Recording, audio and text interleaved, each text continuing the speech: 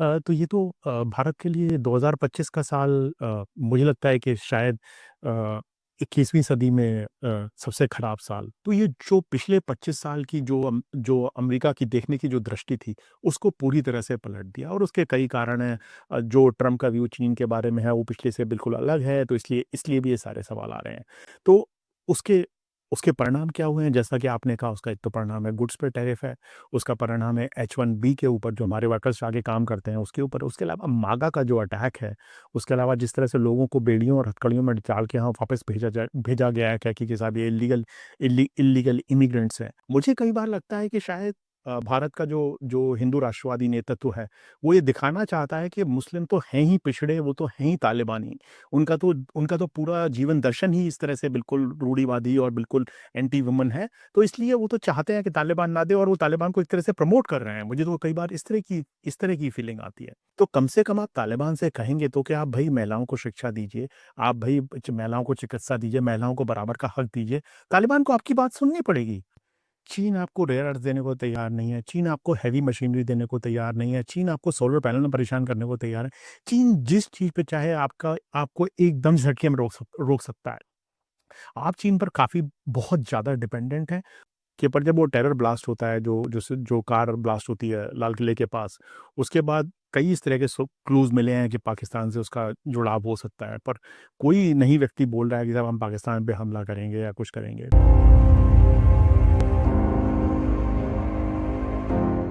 नमस्कार, मैं हूं नीतीश त्यागी और आप हैं हरकारा डीप डाइव पर। और आज मेरे साथ हैं सुशांत सिंह, जो रक्षा मामलों और अंतर्राष्ट्रीय रणनीति के विशेषज्ञ हैं, येल यूनिवर्सिटी में पढ़ाते हैं। और आज हम लोग बात करेंगे 2025 जो साल है वो भारत के लिए रक्षा और अंतर्राष्ट्रीय मामलों में कैसा रहा है।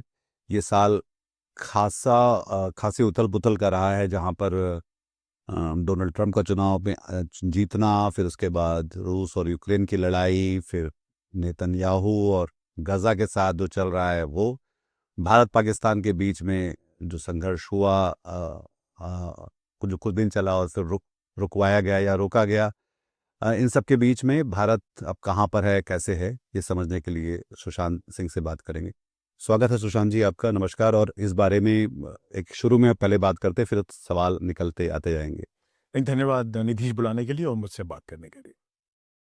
तो ये इसको आप कैसे पैराफ्रेज करेंगे अगर आप एक ईयर एंडर की तरह बात करें भारत के लिए?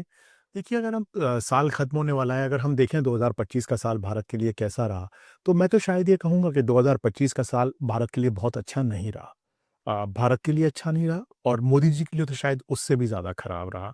क्योंकि एक तरीके से आप देखिए तो जब 2014 से जब से नरेंद्र मोदी भारत के प्रधानमंत्री बने हैं, उनकी सरकार ने और उनकी पार्टी ने और उनके लोगों ने, उनके समर्थकों ने एक इस तरह की बयानबाज़ी से एक पूरा एक महकमा खड़ा किया है, एक पूरा इन्होंने एक नैरेटिव खड़ा किया है, एक कहानी गढ़ी है कि भारत की विदेश नीति को उन्होंने 4 चाँद लगाए हैं और भारत को इतना इतना मजबूत और इतना ताकतवर बना दिया है और इतना जितना कभी नहीं हुआ ऐसा इतिहास में।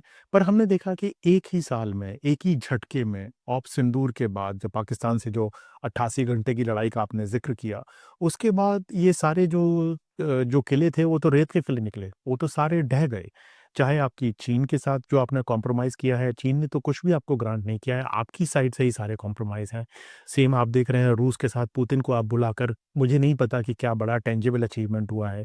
या ट्रम्प के साथ, ट्रम्प ने तो आप पर इस तरह का हमला किया हुआ है कि आपके ऊपर टैरिफ नहीं हटा रहे हैं, आप उनसे मिलने को तैयार नहीं हैं, आप उनसे बचते फिर रहे हैं। तो ये तो भारत के लिए 2025 का साल मुझे लगता है कि शायद 21वीं सदी में सबसे खराब साल भारत की रणनीति और विदेश नीति के लिए रहा है। और मैं तो यहाँ तक कहूँगा कि इसके लिए कोई और ज़िम्मेदार नहीं है। जो पिछले 11 साल में जिस तरह की राजनीति, जिस तरह की रणनीति और जिस तरह से पूरी देश को जिस तरह से ठगा गया है, बेवकूफ़ बनाया गया है, ये उसी का परिणाम है।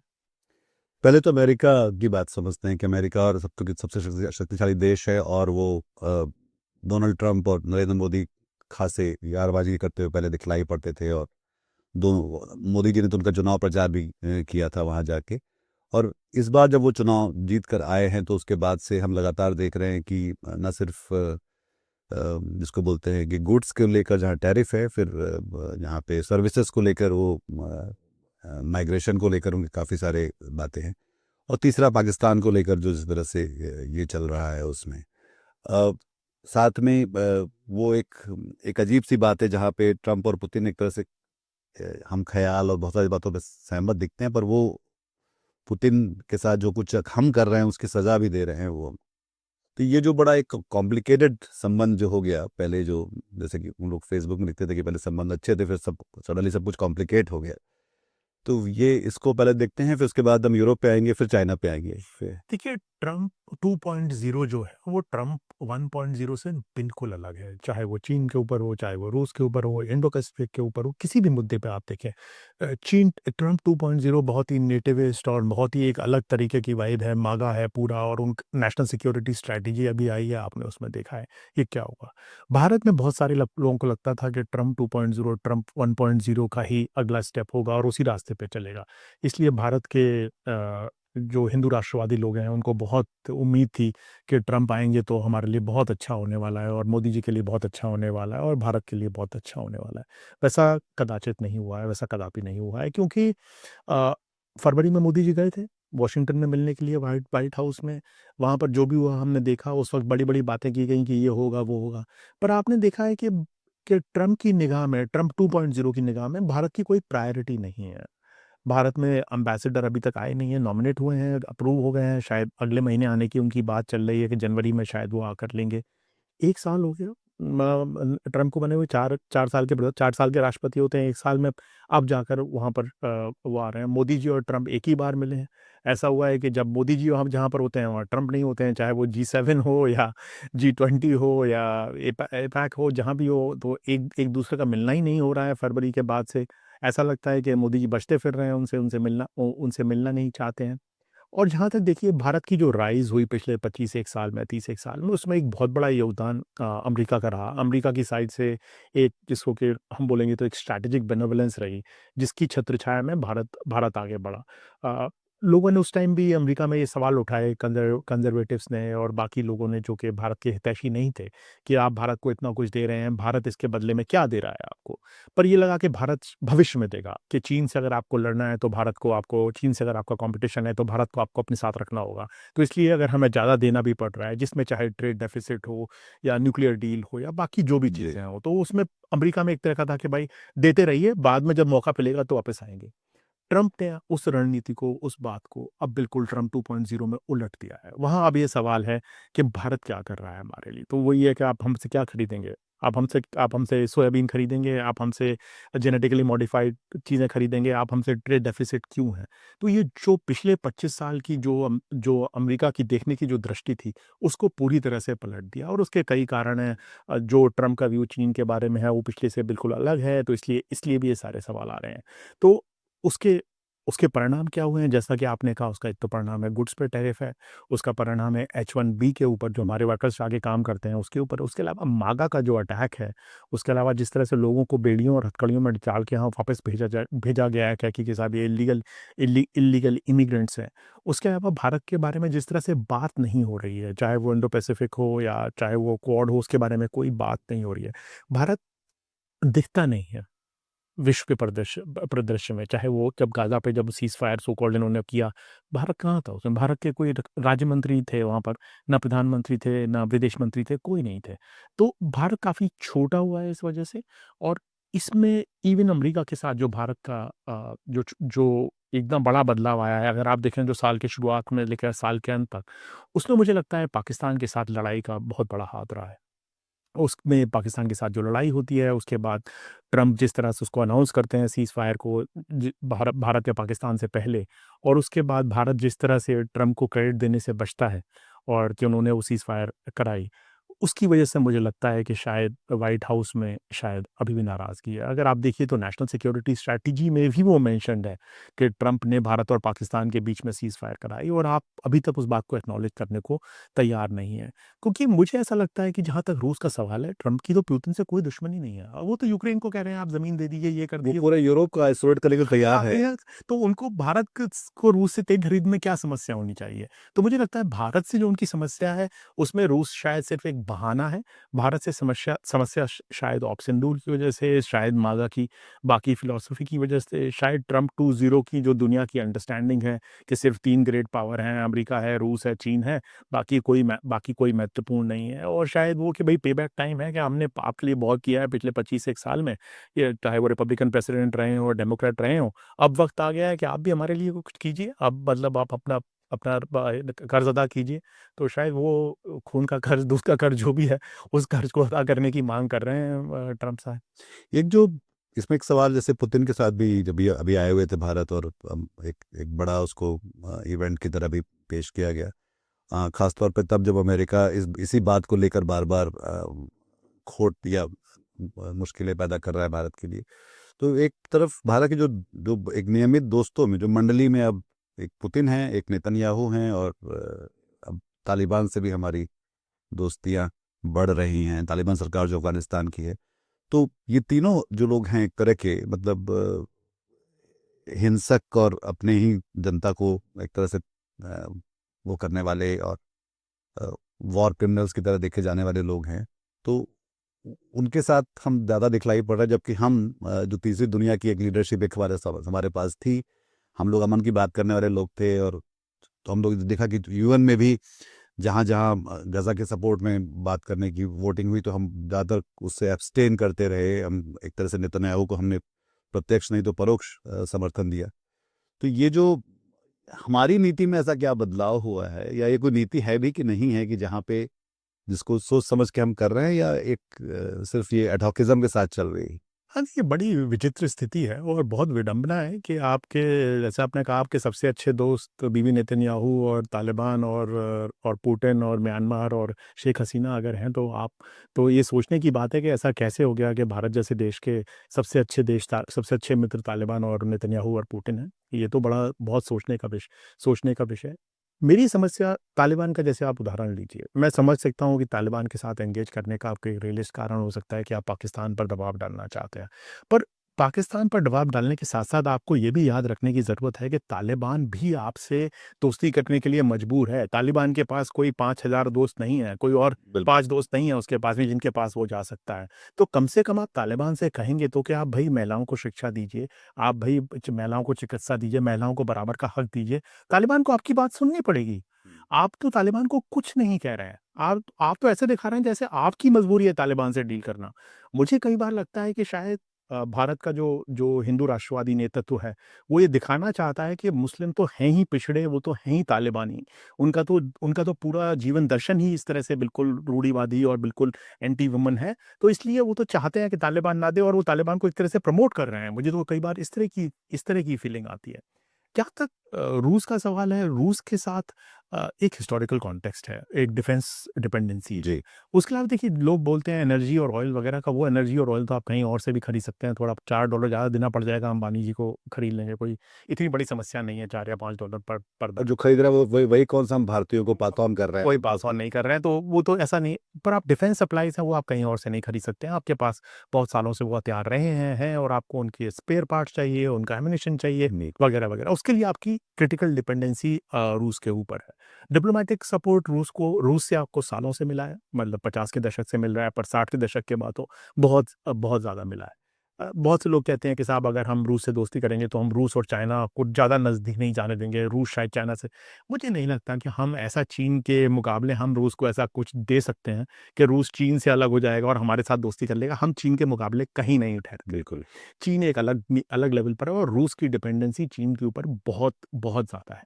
तो मुझे नहीं पता कि रूस के साथ कोई बहुत गहरी रणनीति की तरह हो रहा है, या सिर्फ़ ये दर्शाने की दो कोशिश है भारत में लोगों को कि देखिए साहब, एक तरह से हमारी रणनीति ऐसी है कि देखिए, हम पुतिन से भी मिल रहे हैं, भले ही ट्रम्प नाराज़ हो जाए। पर आप मिल भी ऐसे रहे हैं कि ट्रम्प को पता भी ना लगे और ट्रम्प बुरा भी ना माने, और मतलब आप बहुत ही बैलेंस करके चलने की कोशिश कर रहे हैं उसको, एक तरह से उसको देखा जाए तो रूस के साथ। और रूस के साथ ही आपने, मुझे तो बड़ा आश्चर्य है कि आप कम से कम यूक्रेन के बारे में कुछ तो कहेंगे। दिस इज़ नॉट एन, ये जो वॉर तो कोई बात नहीं होती, उसका तो कोई मकसद नहीं है, कोई मतलब नहीं है।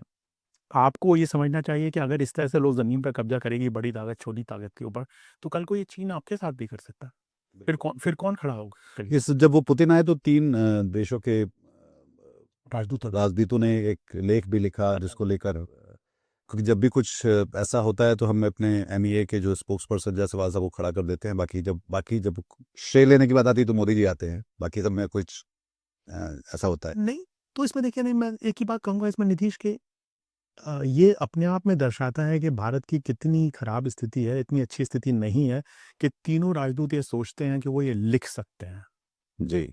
और वो लिख सकते हैं, they can get away with it. It's not about just getting away bro. के भी है कि भाई पूरे यूरोप एक तरह से सोचता, वो सोच की नुमाइंदगी भी वो लोग कर रहे हैं।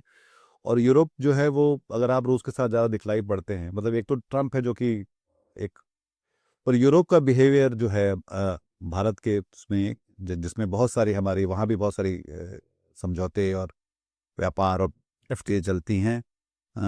वो जब आपको एक एक उसके खिलाफ वो बातें करने लगे तो ये अपने आप में एक सवाल है कि फिर रूस के अलावा जो बाकी यूरोप है, जिसमें यूक्रेन भी शामिल है और बाकी भी इंग्लैंड भी शामिल है और जर्मनी और ये सब भी, तो उसके साथ इसका क्या, ये कैसे प्ले आउट करने वाला है या कर रहा है? देखिए, यूरोप तो भारत की तरह वो भी उसकी भी उनके लिए भी 2025 का साल बहुत खराब रहा है और नेशनल सिक्योरिटी स्ट्रैटेजी में जिस तरह की बातें ट्रंप ने कही हैं और वो तो बिल्कुल यूरोप को पूरी तरह से उन्होंने अलग-थलग कर दिया है और एक तरह से दुश्मन बना दिया है। तो यूरोप कहाँ जाएगा? यूरोप चीन के पास जाएगा। यूरोप अमेरिका के पास जाने के लायक बचा नहीं है। तो यूरोप की भी मजबूरी है कि वो भारत की तरफ आना चाहता है, भारत के साथ ट्रेड डील करना चाहता है, मर्कोसर के साथ ट्रेड डील करना चाहता है। पर देखिए यूरोप मैं यूरोपियन यूनियन की बात करता हूँ, यूरोप के बाकी मुल्कों को छोड़ दीजिए। यूरोपियन यूनियन अपने आप में 25 मुल्क हैं, सबको एक साथ लाना बहुत मुश्किल होता है। हंगरी अलग जा रहा है, पोलैंड अलग जा रहा है, जर्मनी और फ्रांस अलग जा रहे हैं। मर्कोसर के साथ डील क्यों नहीं फाइनलाइज़ होने के बाद भी क्यों नहीं साइन हो रही है? क्योंकि फ्रांस नहीं चाहता कि अर्जेंटीना और ब्राज़ील से एग्रीकल्चर प्रोडक्ट्स फ्रांस में आएँ। तो EU की डील होने के बाद भी एक्टिवेट नहीं हो पा रही है। वहाँ पर भी अलग-अलग तरह की समस्याएँ हैं। हंगरी की रशिया से बहुत अच्छी दोस्ती है, तो वो उनका ओरबान का और पुतिन का जो यो इश्क है, उसकी वजह से समस्या हो जाती है। तो EU के साथ डील करने के अपने बहुत चैलेंजेस हैं। आप एक एंटिटी से भी डील कर रहे हैं, फिर साथ-साथ आप 25 एंटिटी से भी डील कर रहे हैं।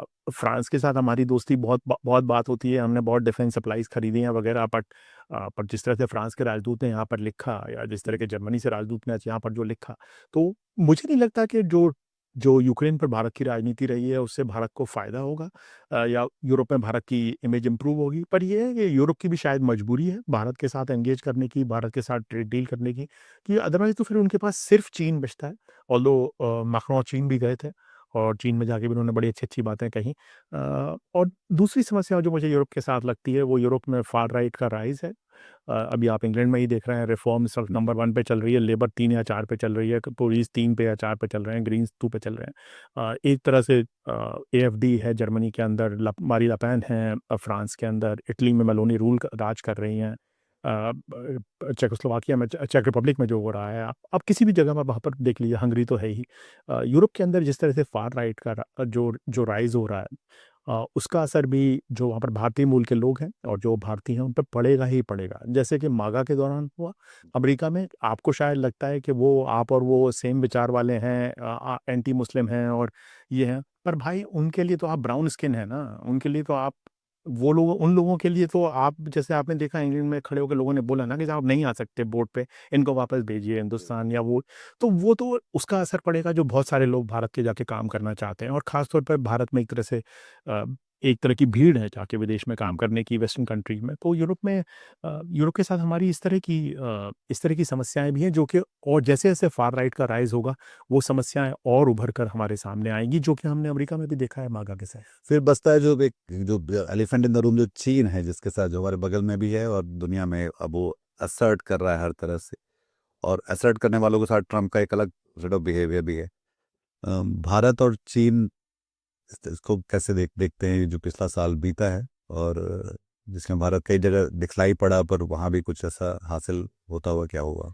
ये मेरा तो सिर्फ़ ये मानना है कि चीन के साथ जो नॉर्मलसी हुई है, वो चीन के टर्म्स पे हुई है, भारत के टर्म्स पे नहीं। भारत अपनी तरफ से कुछ भी ऐसा नहीं ले पाया है। तिब्बत में मानसरोवर की यात्रा खोल देना या वही उससे कोई वो कंसेशन नहीं है जो चीन ने दिया है। चीन ने क्या कंसीड किया है? 2020 से लेके 2022-23 तक भारत के विदेश मंत्री, भारत के बाकी मंत्री लोग पब्लिकली कहते थे कि नॉर्मलसी नहीं हो सकती टाइज़ पे जब तक बॉर्डर नॉर्मल ना हो। बॉर्डर तो नॉर्मल नहीं हुआ है। आपकी पेट्रोल से नहीं जा रही हैं उन इलाकों में जहाँ पर बफर ज़ोन बनाए। विदेश मंत्री का बयान है पार्लियामेंट के अंदर, और दो घुमा-फिरा के भाषा में कहा गया, पर आखिरी पैराग्राफ में साफ है कि आप वो नहीं जा पा रहे हैं आप वहाँ पर। वो कोई de-एस्केलेशन की बात नहीं कर रहा है, आपकी फ़ौज 5वें छठे साल में विंटर में वहाँ तैनात है अभी भी। बॉर्डर तो नॉर्मल नहीं हुआ है, पर आप अब ये कहते हैं कि टाइज़ नॉर्मल होनी चाहिए। तो ये तो चीन 2020 से बोल रहा था कि भई बॉर्डर नॉर्मल हो ना हो, बॉर्डर को अलग रखिए और बाकी टाइज़ को नॉर्मल कीजिए। आप बाकी टाइज़ नॉर्मल कर रहे हैं। आपकी बिज़नेस आपके पीछे पड़ी हुई है कि चीनी इंजीनियर चाहिए ही चाहिए हमको। आपकी बिज़नेस पीछे पड़ी हुई है कि भैया चीनी सामान चाहिए ही चाहिए, वरना हम कुछ बना नहीं सकते हैं। चीन आपको रेयर अर्थ देने को तैयार नहीं है, चीन आपको हेवी मशीनरी देने को तैयार नहीं है, चीन आपको सोलर पैनल में परेशान करने को तैयार है। चीन जिस चीज़ पे चाहे आपको एकदम झटके में रोक सकता है।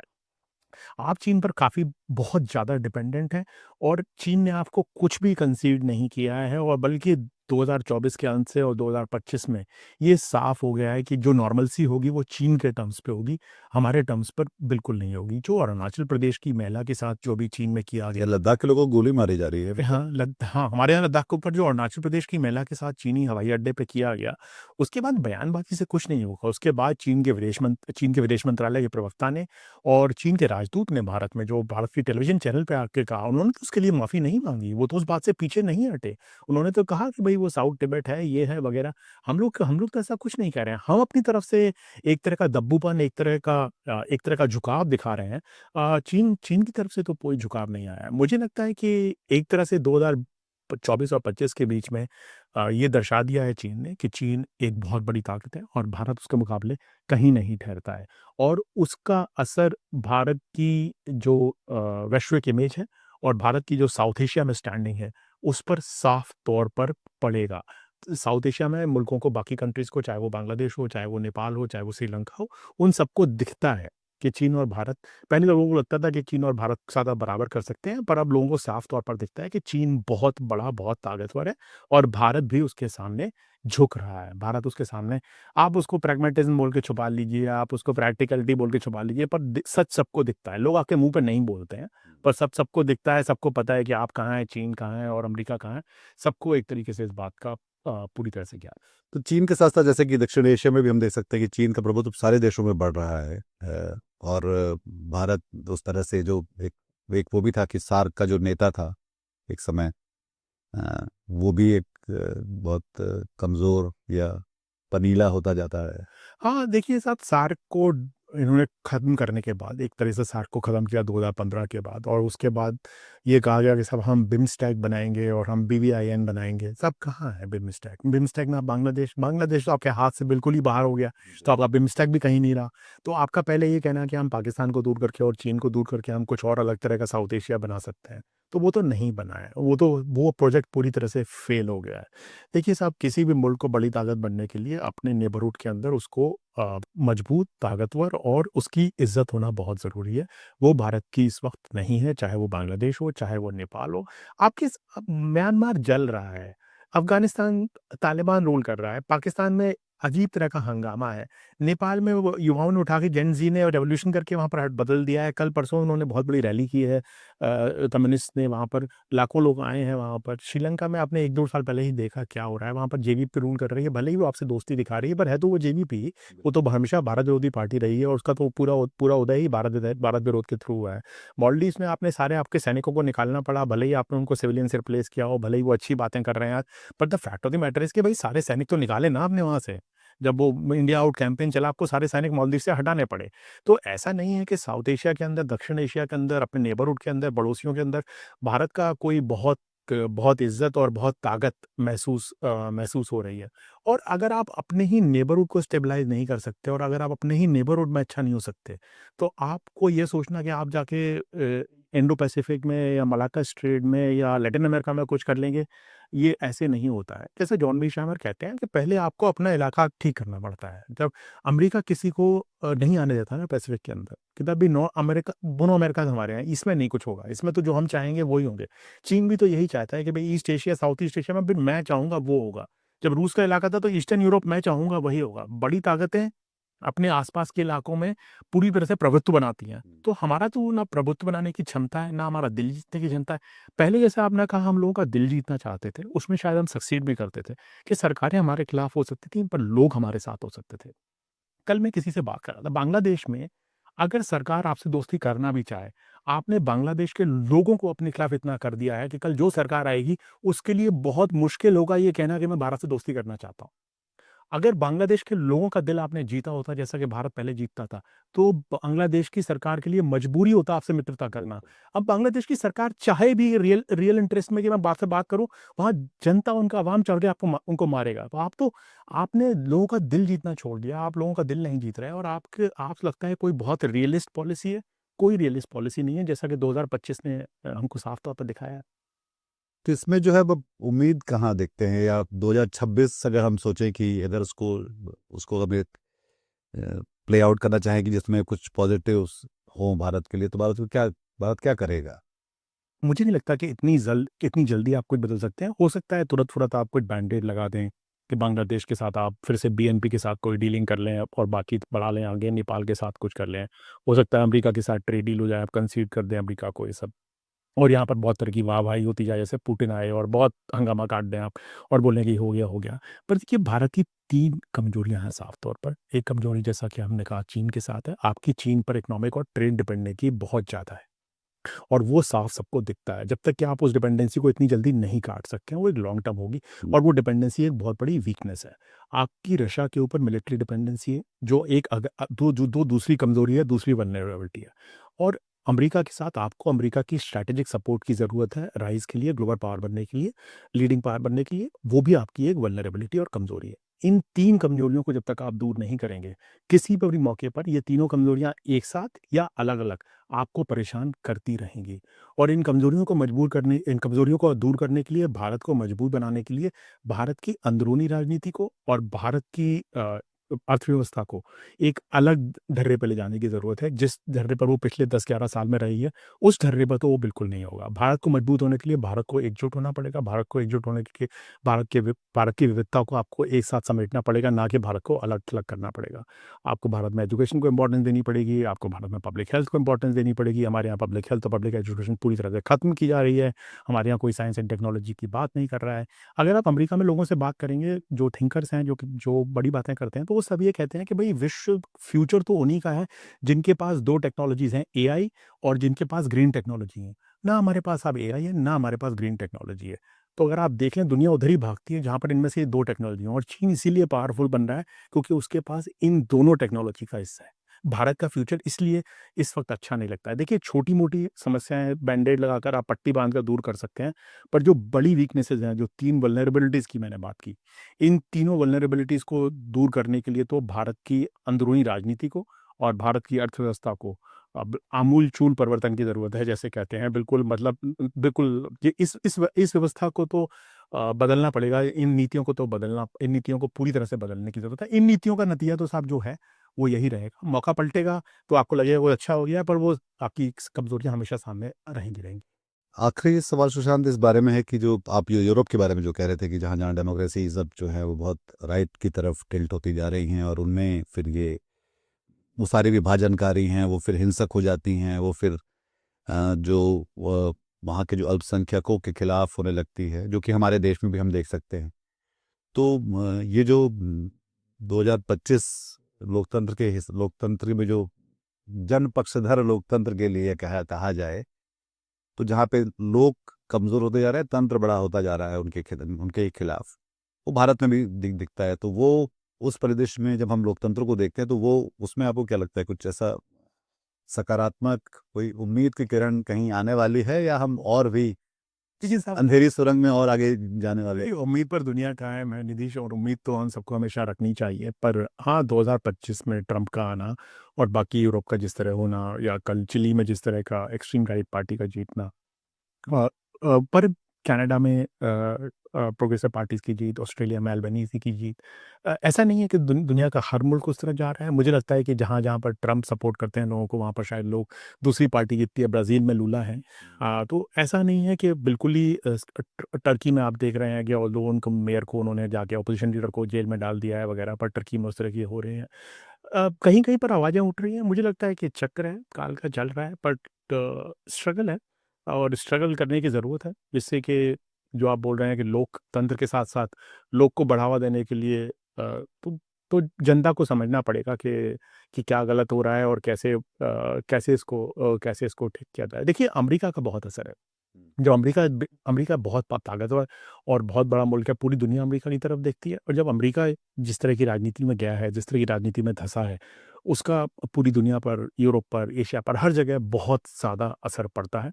और मुझे लगता है कि ट्रम्प साहब का जैसे कम हो रहा है, ज़ोरान ममदानी की जीत हुई है, जो कि बहुत ही होपफुल मूवमेंट है। तो इस तरह से चीज़ें शायद बदलेंगी भी, पर लड़ाई है साहब, चलेगी। इतनी जल्दी इसका नतीजा नहीं निकलेगा। आखिरी सवाल एक और जो भूल गया बात कर, पाकिस्तान के बारे में था, क्योंकि वो शायद हम सब लोग बहुत ज़्यादा, चाहे क्रिकेट का मैच हो या सिंदूर हो या बाकी चीज़ें, या हमारी राजनीति हो, वो हमेशा हमें बहुत अधिक प्रभावित करता है इस देश को। तो पाकिस्तान के साथ हमारे रिश्ते जो हैं वो किस तरफ जाएंगे और उसको किस तरह से देखा जाएगा अब 2026 में? मुझे लगता है पाकिस्तान हमारी अंदरूनी राजनीति का हिस्सा है, मोदी जी के राज में, और पाकिस्तान के खिलाफ जो भी निर्णय लिया जाता है वो अंदरूनी राजनीति से प्रभावित होकर लिया जाता है कि उसका क्या फ़ायदा होगा, चुनावी फ़ायदा क्या होगा, उससे आप जो आपकी हिंदू राष्ट्रवादी ताकतें हैं उनको वो उसको किस तरह से देखेंगी, और एक सोच का नतीजा है। पर 2025 में साफ तौर पे ये हुआ है कि आप देखिए, जब आप सिंदूर किया आपने, उसके बाद आपने बार-बार अनाउंस किया कि ऑपरेशन सिंदूर चल रहा है। कि पर जब वो टेरर ब्लास्ट होता है, जो कार ब्लास्ट होती है लाल किले के पास, उसके बाद कई इस तरह के क्लूज़ मिले हैं कि पाकिस्तान से उसका जुड़ाव हो सकता है, पर कोई नहीं व्यक्ति बोल रहा है कि साहब हम पाकिस्तान पे हमला करेंगे या कुछ करेंगे। तो ये 2-3 उसकी वजह से साफ चीज़ें समझ में आती हैं कि सिंदूर के बाद शायद पाकिस्तान ज़्यादा मजबूत होके उभरा है। उसका सऊदी अरेबिया से एक डील हुई है, अमेरिका के साथ तो क्लियरली दिख रहा है कि इनका नया बिल्कुल यार है। चीन से उसको अच्छा सामान मिल ही रहा है। आप थोड़ा पीछे हटे हैं, शायद आपकी उतनी परफ़ॉर्मेंस अच्छी भी नहीं रही है सिंदूर के इनिशियल डेज़ में। चौथे दिन में ज़्यादा अच्छी रही है, पर पहले दूसरे दिन में शायद उतनी अच्छी नहीं रही जितनी आपको उम्मीद थी, और फिर आपने देखा है कि दुनिया का पूरा परिप्रेक्ष्य बदल गया है। तो अब आप पाकिस्तान पर शायद हमला करने से पहले आपको काफ़ी सोचना पड़ेगा, अगर आप पाकिस्तान के ऊपर हमला करें या उस तरह की दृष्टि डालें या उस तरह का रेटोरिक भी यूज़ करें। तो आप देखिए कि बिल्कुल अलग तरह का रेटोरिक था जब लाल किले का ब्लास्ट हुआ। कोई पाकिस्तान का नाम लेने को तैयार नहीं था, ऐसा लग रहा था कि कोई है ही नहीं, कोई बात ही नहीं हो रही है, ये तो अपने आप में हो गया। तो ये तो यहाँ पर आप ये सोचिए कि लाल किले के ब्लास्ट के बाद तो मोदी जी बल्कि ये कहने की कोशिश कर रहे हैं कि सेल्फ रेडिकलाइज़ हो रहे हैं इनके राज में लोग। बिल्कुल। पहले तो ये होता था कि साहब विदेश से लोग पाकिस्तान भड़का रहा है इसलिए हो रहे हैं। अब तो ये बोल रहे हैं कि हमारी राजनीति ऐसी है, इसकी वजह से लोग रेडिकलाइज़ हो रहे हैं। ये तो एक तरह का एक्नॉलेजमेंट है। तो मुझे लगता है कि पाकिस्तान के खिलाफ अ, दृष्टि तो नहीं बदलेगी। ऐसा नहीं है क्योंकि एंगेजमेंट या पीस की कोशिश होगी, कोई नोबेल पीस प्राइज़ जीतने की कोशिश होगी। मुझे लगता है चलेगा। हम क्रिकेट खेलेंगे पर हाथ नहीं मिलाएंगे। क्रिकेट खेलेंगे, हाथ नहीं मिलाएँगे, बदतमीज़ी करेंगे, और मीडिया हमारा उसको जो यहाँ का बड़ा मीडिया है, वो को उठाएगा कॉर्पोरेट मीडिया और उसको उछालेगा उसी बात। बहुत बहुत शुक्रिया सुशांत इस बातचीत के लिए। मेरे ख्याल से आप सबके को भी एक जहन में एक बात समझ में आई होगी कि पूरा भारत इस समय, दुनिया और भारत कैसे हैं 2025 में, और 2026 आप सबके लिए और हम सब के लिए किस तरह से होने वाला है। इस बातचीत में शामिल होने के बहुत शुक्रिया सुशांत आपका, और दर्शकों आपका भी। अगर आपको ये बातचीत अच्छी लगी तो अपने हम ख्याल लोगों के साथ इसको साझा करिए, इस चैनल को सब्सक्राइब करिए और इस प्रोग्राम को लाइक करिए, और अपना ख्याल रखिए। बहुत शुक्रिया आपका। आज की ताजा खबर, आज की ताजा खबर, आज की ताजा खबर। आओ काका जी इधर, आओ मामा जी इधर, सुनो दुनिया की खबर।